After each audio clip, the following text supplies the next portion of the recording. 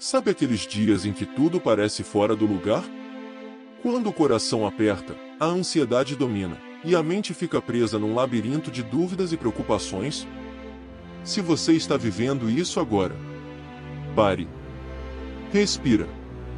Porque essa mensagem não apareceu por acaso e sim por propósito. Há um plano maior em ação, mesmo quando tudo parece confuso. Talvez você esteja esperando respostas, tentando entender por que certas portas se fecharam ou por que o silêncio de Deus parece tão ensurdecedor. Mas e se eu te dissesse que, mesmo nesse silêncio, o céu está se movendo ao seu favor? Que o tempo de Deus nunca falha, e que há milagres se preparando exatamente onde você só vê caos. Você não precisa de fórmulas mágicas nem de uma fé inabalável 24 horas por dia. Só precisa dar um passo hoje. Um passo em direção à confiança, à esperança, ao relacionamento com Deus. Aqui, a gente vai falar sobre isso com o coração aberto e os pés firmes na verdade que liberta. A sua história ainda está sendo escrita. E pode ser mais incrível do que você imagina. Essa mensagem vai te mostrar que existe propósito na dor, paz no meio da tempestade, e um convite à transformação que começa de dentro para fora.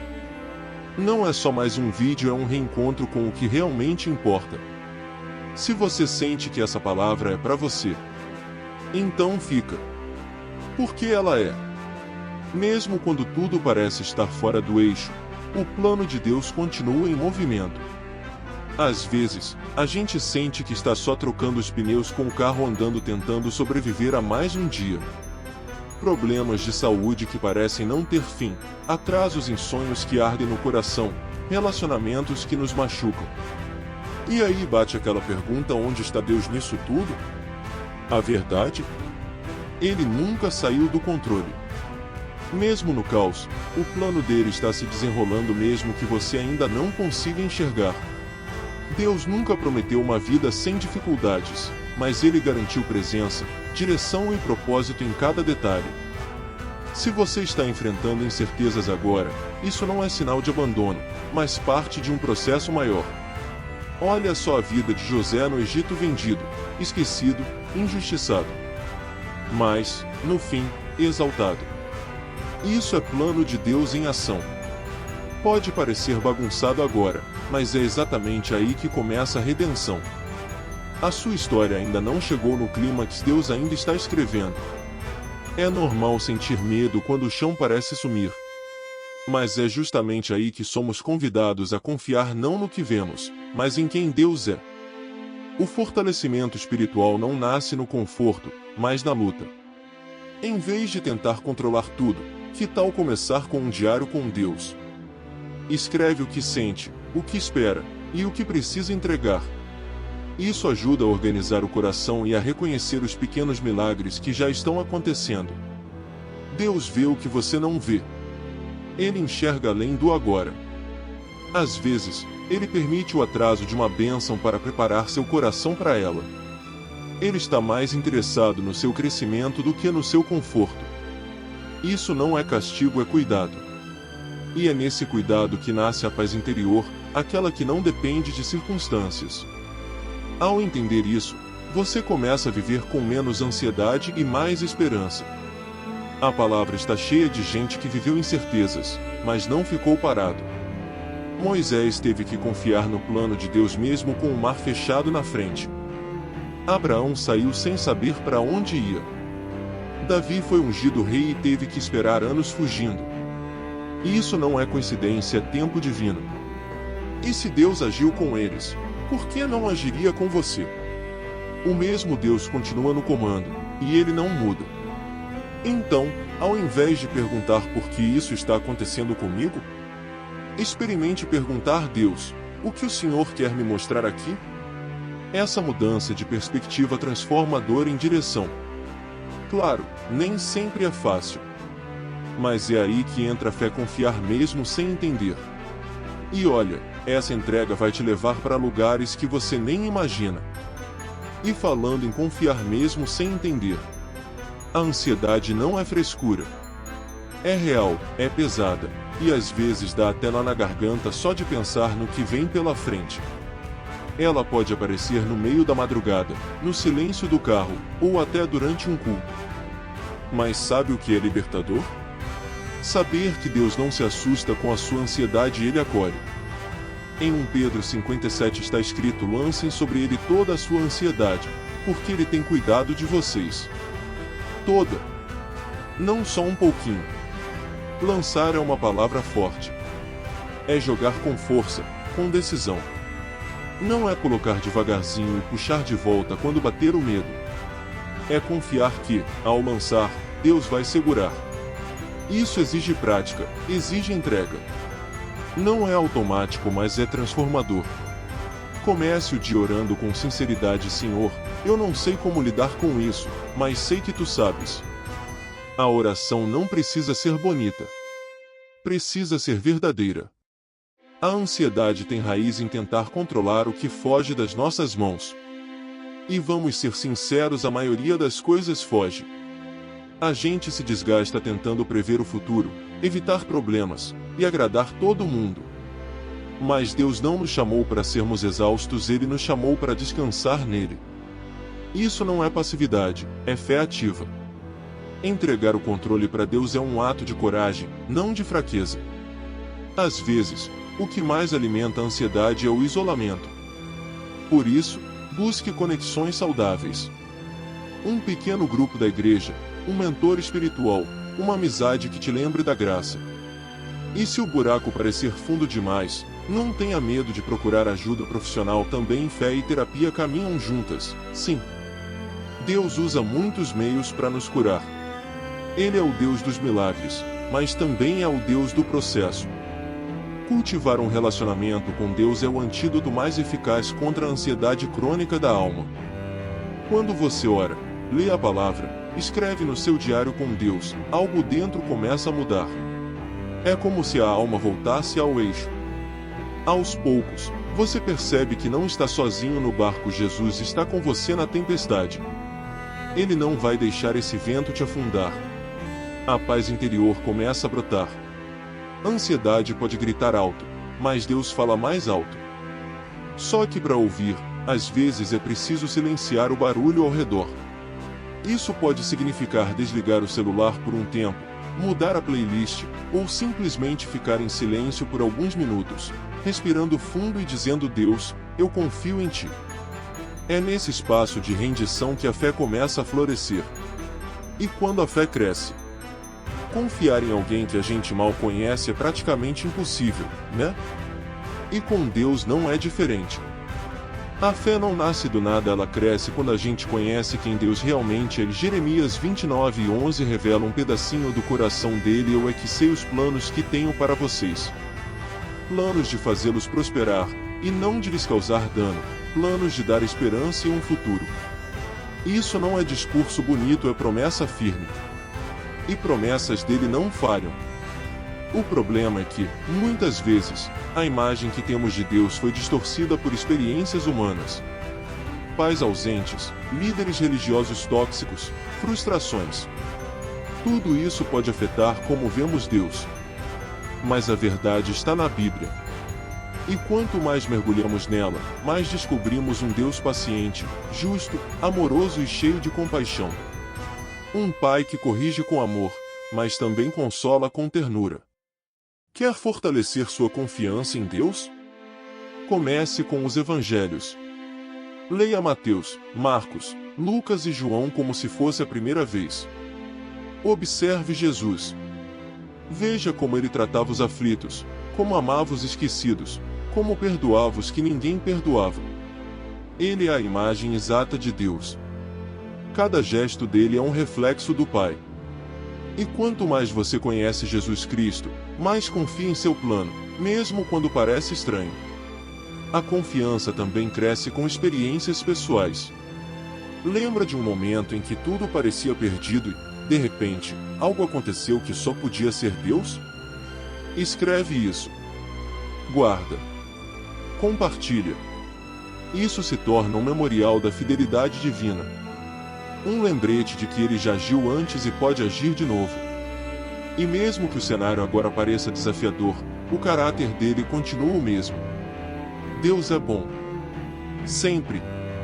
É comum buscar entendimento antes de confiar, mas com Deus, a ordem se inverte, a gente confia antes de entender.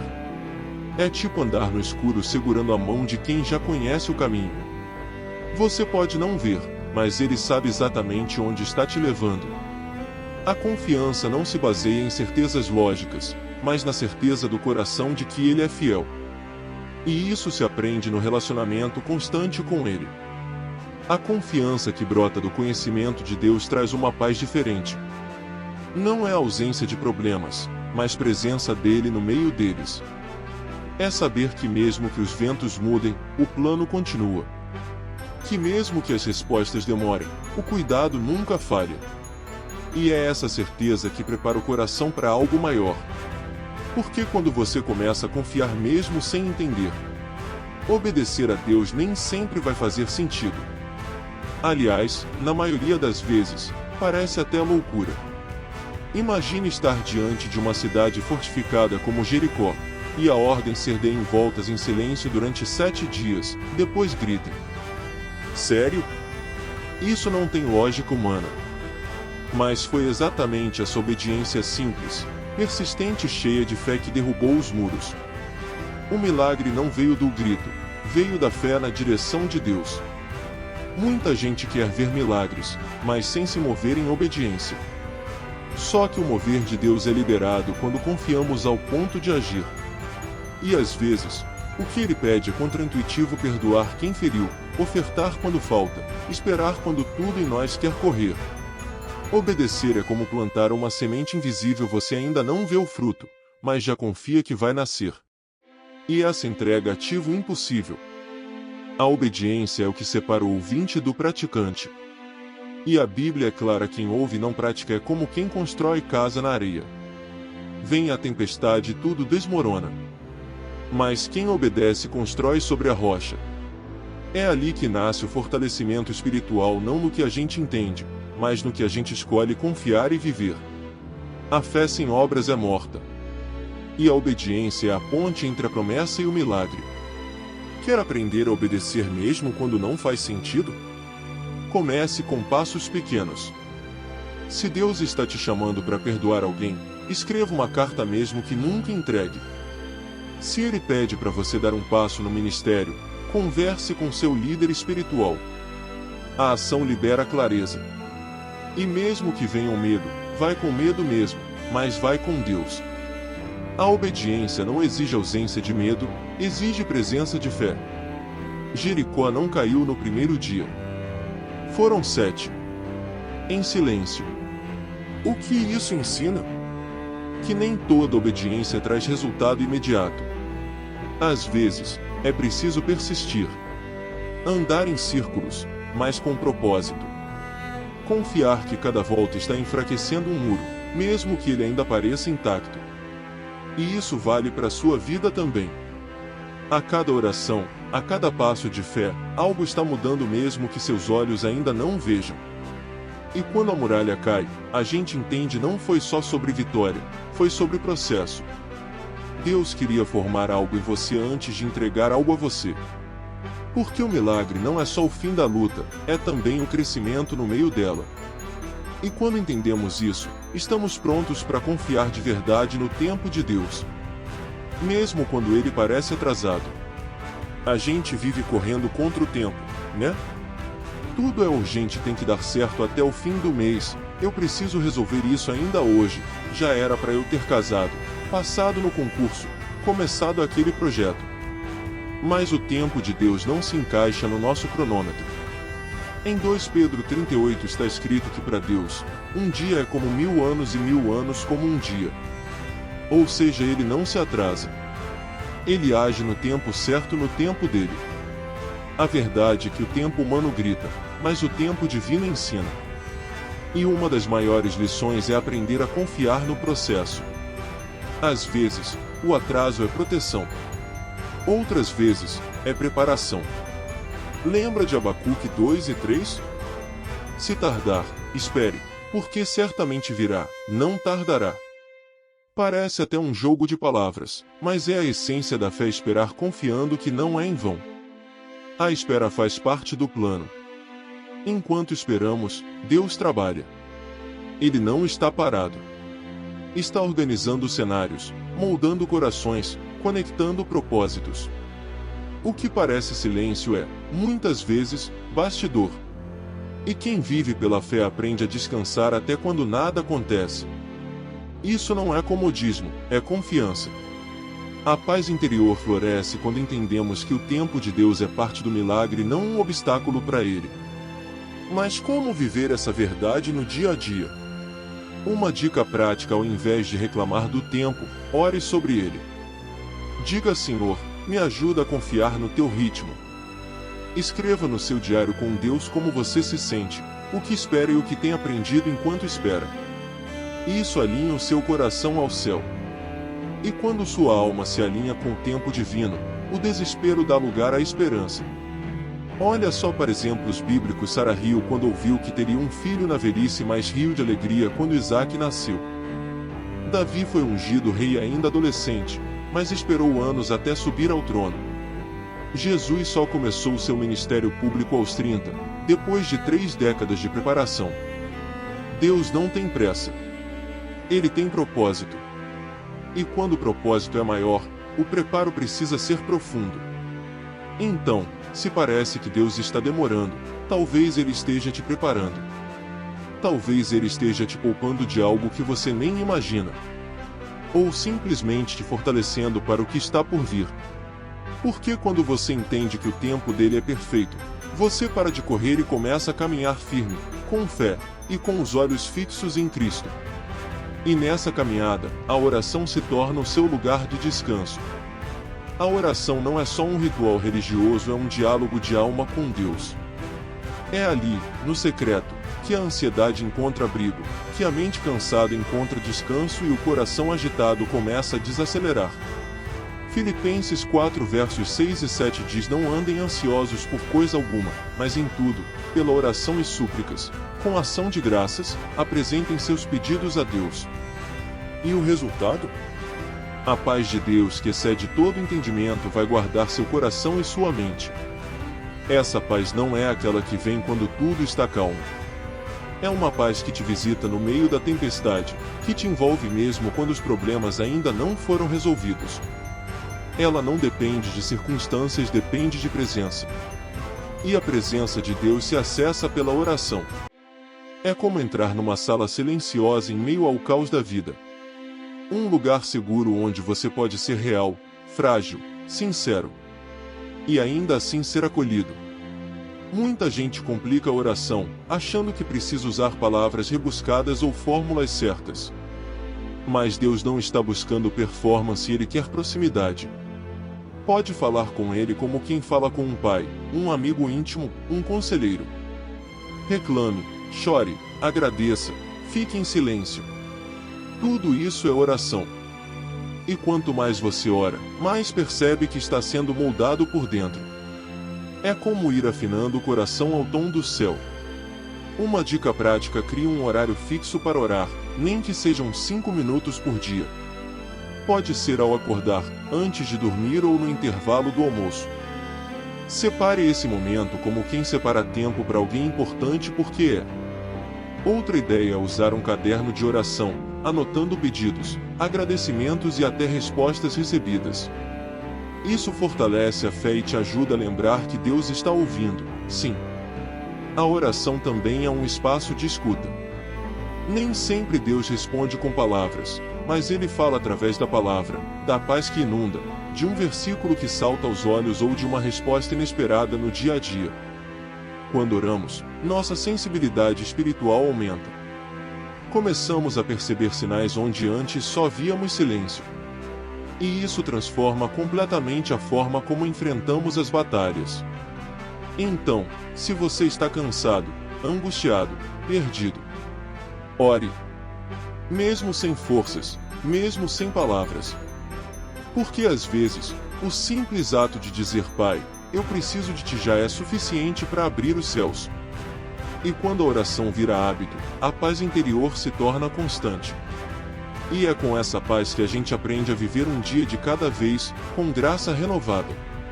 Porque a graça de Deus vem diária, E é sobre isso que vamos falar a seguir.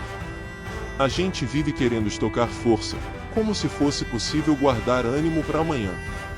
Mas Deus trabalha diferente. Ele nos dá o suficiente para hoje. Nem mais, nem menos.